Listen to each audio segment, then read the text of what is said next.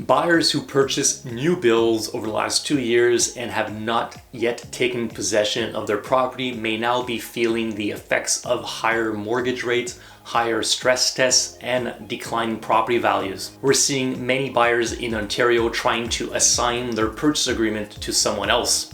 In this video, we'll dive into some things I've been noticing in regards to new builds by looking at MLS data and recently published housing starts data by CMHC.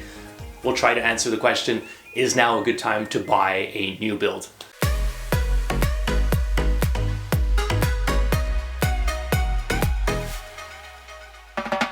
My name is Roch St-Georges. I'm a real estate broker in Ottawa. I help families and individuals with the purchase, sale, or rental of real estate in our city.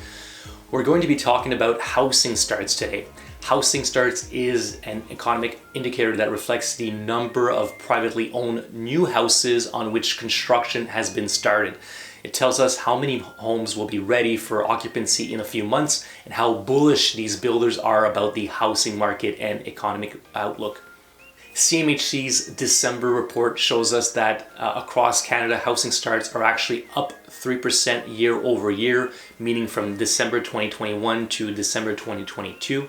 In December, Canada saw 269,930 housing starts, down from 274,000 in November. CMHC breaks down its report into two categories, one being single detached properties and the other category representing row apartments and other types of dwelling.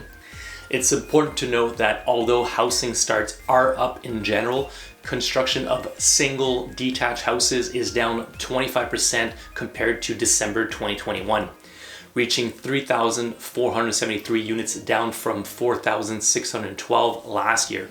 It seems to show us that although we are building properties, builders seem to be prioritizing construction of smaller and at times less expensive properties such as apartment condos, row house, and other types of properties.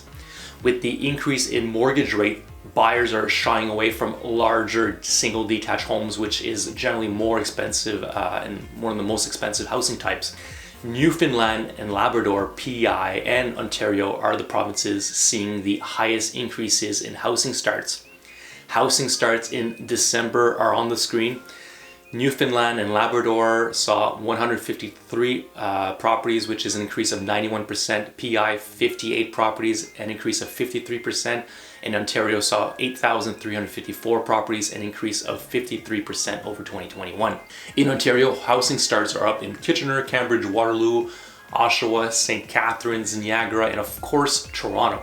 Toronto saw a total of 5,852 housing starts, an increase of 143% over December. Locally here in Ottawa, there was a total of 316 housing starts, down from 365 in 2021. It represents a 13% drop. Once more, less detached homes are being built, dropping 44% year over year. As mentioned in my previous video, those who bought new construction properties over the last 2 years and for which their closing dates are approaching, the reality is quickly sinking in.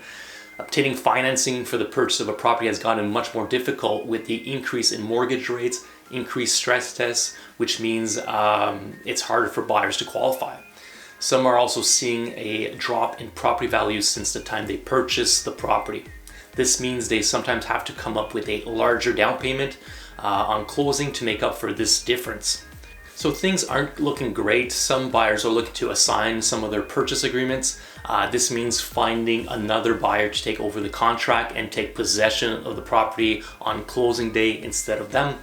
I'm noticing an increase in MLS listings from builders for newly built homes or for homes that are soon to be built. We didn't see much of these over the last 2 years as properties were selling like cupcakes and builders often had a lineup of buyers in front of their sales centers hoping to get a chance to purchase one of their newest releases. We're also seeing some of the builders offering commissions upwards of 4% to realtors who can bring a buyer. Note that some of these larger players in our city over the last 2 years were paying realtors a flat commission, sometimes around $3,000, as once again their properties were selling rather quickly without much marketing being needed. Here's something I recently tweeted that sums up what I've been seeing on our local MLS. Lots of new builds listed on the MLS in Ottawa, some sold by builders, other by individuals. In fact, 10% of all listed properties were built in 2022. Of these, 88.7% are sitting vacant. 2022 built listings are up 19.4% in just 12 days. Buyers appear to be in the driver's seat. Many of these are brand new properties where buyers recently took possession and are now looking to actively sell the property. Depending on their purchase price, the location of the property, etc., some of them will be making money while others will not. When looking at all properties on the local MLS, only 43% are sitting vacant while being advertised for sale. So having 88.7% of newly built properties sitting vacant is a high percentage.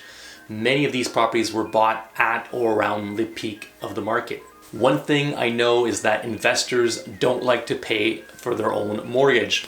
Having a house vacant with no tenant to occupy it and pay rent isn't ideal. The option of finding a tenant is there, but more times than not, the rental income on these newly built properties wouldn't even cover the operating expenses of the landlord or investor. I suspect we will be seeing further price reductions on these properties, especially on the larger detached properties for which rents are too low to cover expenses.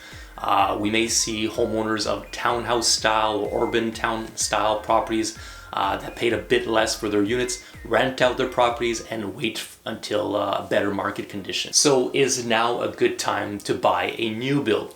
Well, personally, I'd stay away from new built condos for the time being. There's a lot of great options on the resale market, a lot of newly built stuff where buyers would be paying less on a per square foot basis. But on the freehold property side, these are starting to look attractive based on many of these being available either through the resale market or through builders. Buyers could also be in a position to negotiate the price of many of these, or at least obtain cashbacks or upgrade incentives from the property owner or builders. I'm assuming the lineup at sales centers in the GTA is dwindling down, as I've seen a few GTA builders offer cars with the purchase of pre-sale units, so there you go. It's nice to see prices come down and inventory building up. However, buyers still need to service the debt in this high interest rate environment. If you want a newer house and are open to buying a home that is 2 or 3 years old, you could save yourself tens of thousands, as slightly older models are selling at a discount to those 2022 models. Thanks for listening. That's all for me. If you have any questions and want to discuss the Ottawa real estate market, please reach out to me using the information on the screen. Si vous aimeriez discuter d'achat, de vente ou bien de location de propriété ici à Ottawa, n'hésitez pas à me rejoindre en utilisant l'information à l'écran. If you like the video and want to be kept informed about the Ottawa real estate market, be sure to hit the like and subscribe button. If you have any comments and have any ideas for my future videos and want to hear about certain subjects, please make sure to comment below. If you know somebody that would benefit from seeing this video, please share with them. Thank you so much. Merci. Ciao.